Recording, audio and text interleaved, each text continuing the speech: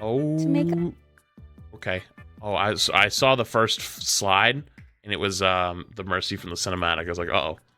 To make up for my last bait video, here's my new series, How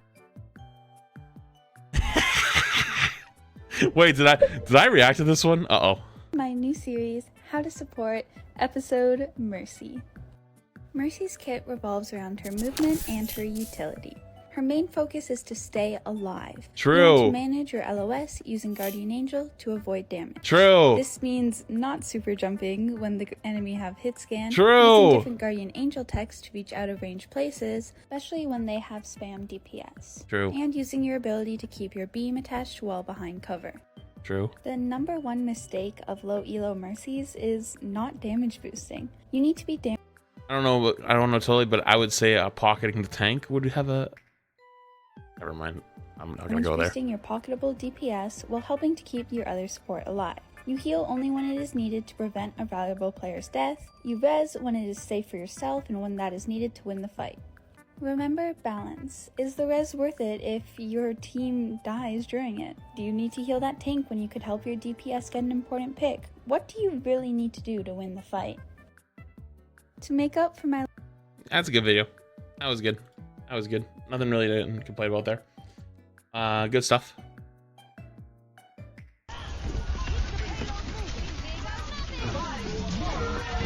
The funny thing about that video is everyone in the comments is like, oh, like, outplayed. They had a really nice combo at it. Yeah, it was pretty nice. But I just think it's funny that, like, you see how, like, they're allowed to have fun, right? Like, those ults are, like, fun. Like, you can combo it. Mercy gets to play spectator mode for 15 seconds. That's literally, like, it just, like, you see what I'm saying? Like, the fact that Mercy players are just expected to sit there and just, like, play spectator mode. They don't get a big game-changing ult, like Orisa got reworked with a big game-changing ult, and Mercy's still left with spectator mode, even after, like, 3 years. It's just funny. Orisa has a game-changing ult? That's new to me. I mean, it even recently got buffed again, and even with it buffed, it's still not that insane. Like, you need like a sim TP to actually make it really useful, but hey, go off, I guess. So you want to know why Mercy doesn't have a game-changing ultimate? I will tell you why. Characters like Ana have game-changing ultimates because they enable other characters. Because with the rest of their kits, they have to be constantly making plays to make things happen. So hitting sleep darts, they have to be constantly hitting nades, deciding whether that nade's for themselves, whether it's going aggressive with it. The nade is the breaker. Mercy's breaker is her right click. And it's an instant 30% damage increase. That's the breaker. The other one is Rez. Rez was originally Mercy's actual ultimate, but it was really bad for the game and it was very unhealthy because what ended up happening was you'd have Mercy players that would literally just hide in corners and wait till everybody died and then come flying out and res everybody, and it was called Mass Rez. Basically, the whole strat was trying to die on point and die together, and then your Mercy would literally play hide and seek peekaboo. Valk, although not perfect or not great, there's definitely some changes that could be made to make Valk better, is a million times better than the old hide and seek almost got ahead of myself. The hide and seek res meta, which then actually ended up becoming moth meta because she got reworked into the Mercy we have today. And then she had, I think she had originally had like 2 reses and then a third in Valk, or was it 1 res and then a second one in Valk? It was bonkers. You could end up having 3 reses of fight. It was insane. It was instant. So you know how Mercy has like the shh. She used to go like, "You're alive, bitch. You're alive, bitch. You're alive, bitch," and just like nothing. It just like fighter jets flying around. Like it was madness. It was madness. So yes. Is Mercy's ultimate the most impactful? No. But the rest of her kit is an enabler kit. If you gave her anything else to push that enabler even further, I think the character would just fall apart because she's already impossible to kill. Very good Mercies are impossible to kill because their movement is so good and so impressive. They fly around like literal F-22 Raptors. Combo that with Valk, the increased self heal, the damage boost, and res to end up resing like very impactful targets like the tank. I hear you, but at the same time, can't happen. You're asking for too much. Like, look, I would love if my character Ryan ended up having a nuclear warhead attached to his hammer. I could one-tap people as I walked by, but I understand that wouldn't be good for the game. So right here. Sorry, one more time. So right here. Oops. This is how I hold it. Standing in the middle of the point. Okay. Works pretty often than not. They don't need me. I'm here to literally. This is just bad hold. though. That's all I'm here for. This is really bad. I'm here to just hold. No. 96 to wall. Could already have it. It's not about the damage. It's about the objective. No, it's not. Now, when they start challenging me, that's different. No. Nice turn placement. Thank you. Thank you. I figured if they have to destroy here, they're getting hit by these two. They can destroy this and sometimes forget it and ignore that. Right here, like, this is why I like this wall here. Like this. Now they have to get in here. Like, there's no choice. They have to jump in. Maybe Elo Hell is real. And my turrets are just doing damage right there. Look. Just all that damage done. And it powers me up. That.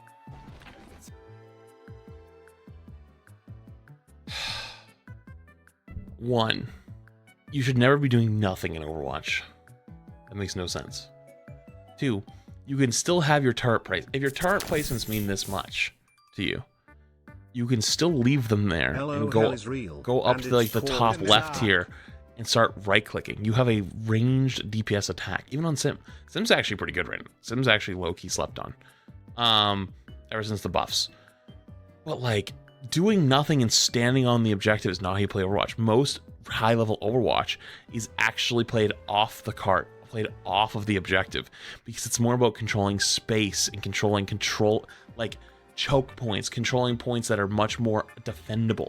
Like when you play Eichenwald, you don't play on the first point objective. You play the bridge.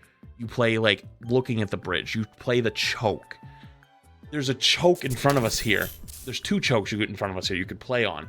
But we're standing AFK on the point. Like, that just doesn't make sense. Lest you forget, this clearly isn't high-level Overwatch, but that doesn't make it right. They're justifying why standing AFK on the point and being a bad player is good. That's bad. Like, I like you can sit there and be like, well, they're not good, so it's fine. Well, that's different than going around your way and telling other people, no, this is good, because that's just misinformation. You're just wrong then. Like, that's very different than, oh, I'm bronze, I don't know how to play the game. Yeah, nothing's wrong with that. Hey, everyone gets to have fun playing video games. Nothing's wrong with that. But if you're going out and telling people, no, you don't know how to play the game, you're supposed to be playing the objective. No, dude, that's wrong. That's just incorrect. All right, let's see the comments. Such a pathetic character to main. You even said it. Look at the work my turrets are doing. Your next video will be favorite turret placement. Hey! Don't you talk Sim, okay? Sim is actually a lot of fun, okay? Shut your mouth, Matthew. It's insane how someone spending a shot that is shown to work in a clip gets so much hate because it's not interactive. Good work, dude. Trying to fight no 4v5 technique. Least zesty Sim player. Okay. Thanks, it's toilet paper 7. Okay, at least they got humor. I'll give him that. Uh-oh. This looks kind of spooky. Bro, I don't know how I missed this.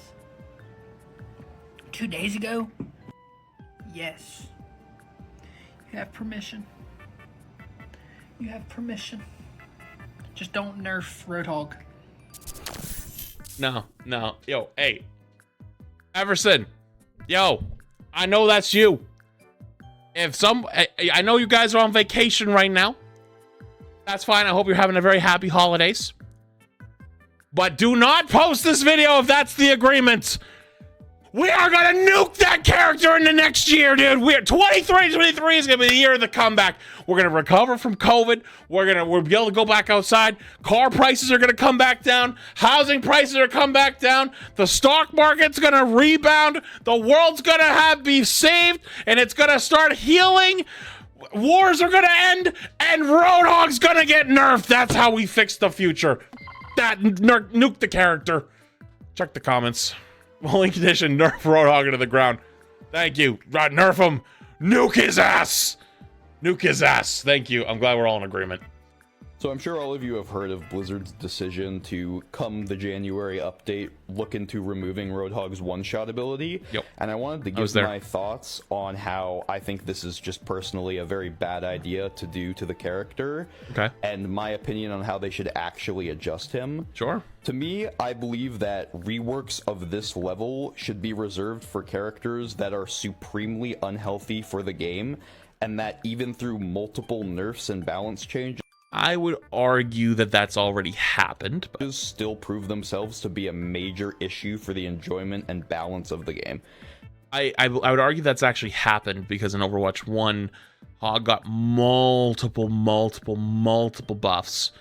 Because originally, so what they ended up doing was they removed his one shot, but they made his fire rate a lot faster. So it was like, tutush, and it was really not that fun to play. But then they ended up giving the mobility heal, and then he ended up getting the damage resistant heal. Then they gave him the whole hog, like his whole hog actually ended up pushing people away further. Then they decided that was bad, and they went back, and they made it so it doesn't push as far, but it does more damage now. And so then they also made it so that like you got less ult charge. There was a lot of different things that they've already kind of done. And I think with the 5v5 format, a self-healing, one-shotting tank is like really hard to justify, but I'll hear it out. Roadhog is not one of those. We've seen Roadhog be absolutely terrible and an absolute menace throughout Overwatch's lifespan. True. I firmly believe the only reason that Roadhog is super strong right now is A, because of his health pool and take a breather, and B, because of Kiriko. That is true, but if you gave him less health, he wouldn't be as good of a tank in the 5v5 format. And still the one shot is still not good. It's just not good game mechanics to have tanks one shotting like that without having an all in. Like even Sigma's like one shot combo doesn't happen that often. You have to hit a few things in a row to hit it, and you have to be kind of close. Like if you want, you can't really hit, like it's not the same as Roadhog coming up on the side, you know, grabbing you and yoinking you in. Like if you go on the flank with Sigma, you go whoop, build the rock, throw it, hit them, and then follow up with the left click. It's very different than a shoom, shoom, boom. You know, it's a very different timing effect, but I'll hear you. Personally, the hook was never the thing that I considered to make Roadhog a broken character. Fair. It was always his tankiness and his survivability. Roadhog as a character is meant to punish people who are out of position. If he's too tanky... No. Okay, in design, yes, but what Roadhog ended up becoming was actually the flank tank. So in Overwatch 1, you would play Sigma Hog at very high level play for the last year of the game. Or even Ball Hog became really strong because Ball would be your solo tank, and Hog would be like your flanking like third DPS. And the Sigma Hog format was like almost like an anchor to point.